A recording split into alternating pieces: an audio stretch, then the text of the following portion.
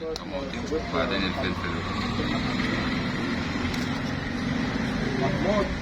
نعم.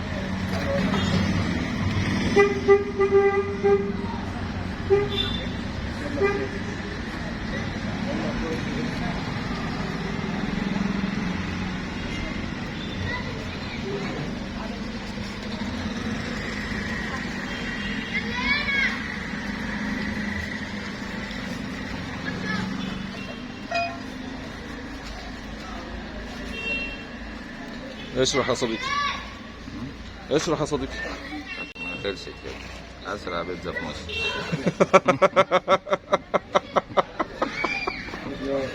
يعني الشرح كده مش عشان تاني.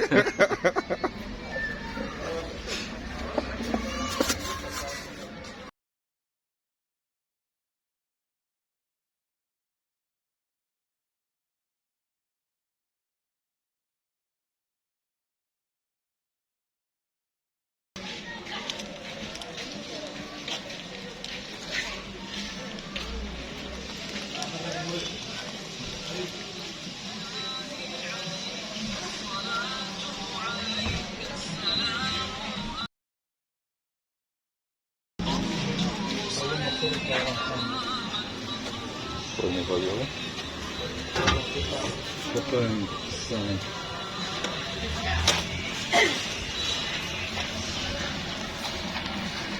لا انت قصدك الطريقه بقى عشان اللي عايزه تتعلم. شوف اهم حاجه العجينه بتاعتنا. العجينه بتاعتنا ما تبقاش طريه قوي وما تبقاش ناشفه قوي. تمام. بتتعجن وتقعد 3-4 ساعات قبل الشغل. ما تريح. تفتح العجينه وبعدين بتجيب طبعا ايه. دي العجينه بتاعتنا اهي جاهزه بقى لها 5-6 ساعات ايه مجهزينها.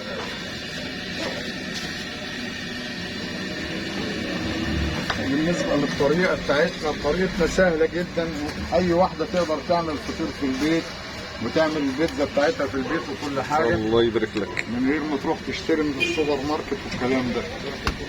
هذه العجينه بتاعتنا مرتاحه اهي، واحنا بنعملها كمان نبططها على زيت على سمنه. خد يا ابويا، خد يا عمي.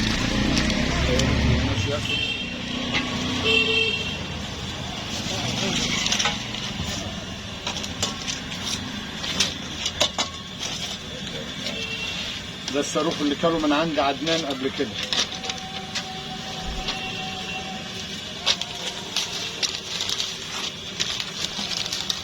وادي بالنسبه للطريقه بتاعتنا، طريقه الشغل بس يا عم عيسى كده شويه. طبعا الست اللي عايزه تعمل في البيت يعني مش هتعرف تعمل زي انا بعمل، مش هتعرف تعمل العجينه كده، مش هتعرف تعملها كده، هتعرف تعملها كده. تمام. هي تجيب صينيه. هذا الفطيره بتاعتنا اللي حلوه اللي ما شاء الله تبارك الله. تجيب صينيه كبيره وتحط العجينه فيها زي انا ما بططتها كده. تمام. وبعدين تعملها كده. المهم تبقى العجينه مرتاحه وتدهنها زيت على سمنه وتعملها كده كده كده على الصينيه. تمام. بدل ما تلف بايديها تلف على الصينيه. مش هتعرف تعمل كده، هي كده الست مش هتعرف تعمل اللي انا بعمله ده. هي تعملها كده وكده وكده. كل ما تشد كده ايه العجينه لينه تفرد معاها. كل ما تشد هتفرد معاها. اهو يا عم الحاج. انت العجينه ما عملتش كده. كده.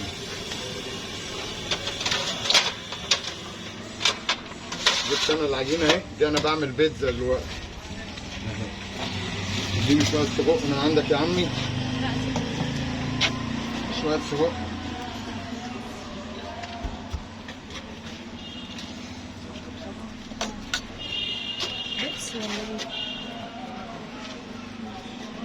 العجينه احنا فردناها اهي يا عم الحاج، حطينا فيها شويه حشو من جوه وطبقناها.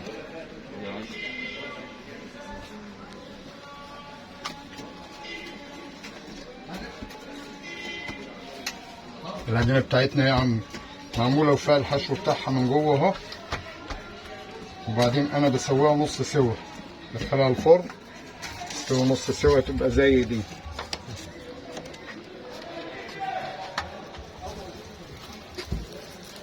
طبعا الست ما عندهاش صينيه زي دي، تمام. تبقى عندها الصينيه بتاعت الفرن، بتحطها في صينيه الفرن وتحمي الفرن قوي، تخليه يسخن كويس قبل ما تبدا تحط قبل ما العجين. تحط.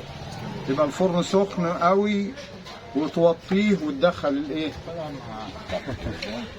كده احنا سويناها نص سوا بالطريقه دي. تمام. بنطلعها كده وبنعملها زي عيسى ما عملها بتتلف رول ساندوتش. لا دي اللي بتتعمل كده وتحط الحاجات على وشها زي دي. تمام. دي هي دي بعد ما حطينا الحاجات على وشها نستوي نص سوا زي كده، نطلعها بقى من الفرن ونحطها على الصينيه ونحط شويه الحشو. الست تحط اي حشو يعجبها، المهم يبقى فيه بيضه وفي شويه قوطه، شويه سجق، شويه لحمه، شويه تونه، شويه سمك، اي حاجه عندها عايزه تحطها بالايه على البيتزا بتعملها زي الطريقه اللي احنا عملناها دي.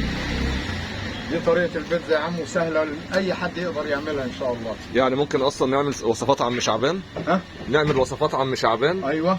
وكل واحده تقول تفاصيلها ايه. ايوه ان شاء الله. تعلم الستات ازاي تعملها في البيت. ماشي. بامر الله تعالى. شيل يا ابويا السجق ده، تعالى يا معلم.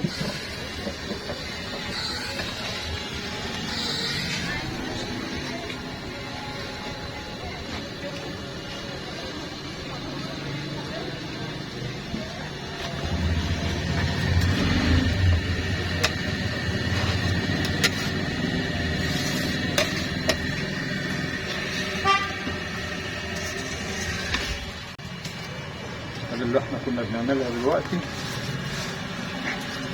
وهي بعد ما استوت نص سوا زي ده عملناها كده ودخلناها الفرن. يعني كده الفرن بتاعنا حامي على طول. ها تمام. ما تقعدش اكتر من 5-6 دقايق في الفرن.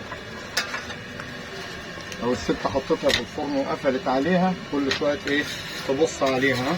تمام. عشان ما تحرقش منها. واسهل حاجه الشغلانه بتاعتنا والحمد لله. خد يا معلم. الله يديك الصحه. الله يبارك فيك. الحشو بتاعنا بالنسبه للحلوه كريمه، مربى، مكسرات، مهلبيه، كنافه، مهلبيه، بسبوسه، اي حاجه موجوده احنا بنحشي منها ان شاء الله. والسعر. ها؟ والسعر. السعر؟ لا السعر احنا عندنا طبعا ما بنرجعش حد. اللي معاه 10 بنبيع له، معاه 20 بنبيع له، معاه 30 بنبيع له، ومعاه 100 بناخدها منه ونبيع له برضه. ربنا يبارك. لا اللي بيجي عندنا بيمشي ان شاء الله، بيمشي مرضى. ربنا هو اللي بيراضي الجميع. بنعمل صاروخ ب 10 وب 15 وب 20 وب 25، وبنعمل بيتزا مفروده من اول 30 و40 و50. واللي معاه بياخد، اللي ما معاش بياخد عندنا ان شاء الله. وادي الشغل بتاعنا اهو. ما شاء الله تبارك الله ولا قوه الا بالله. ايه رايك يا معلم؟ 100 100.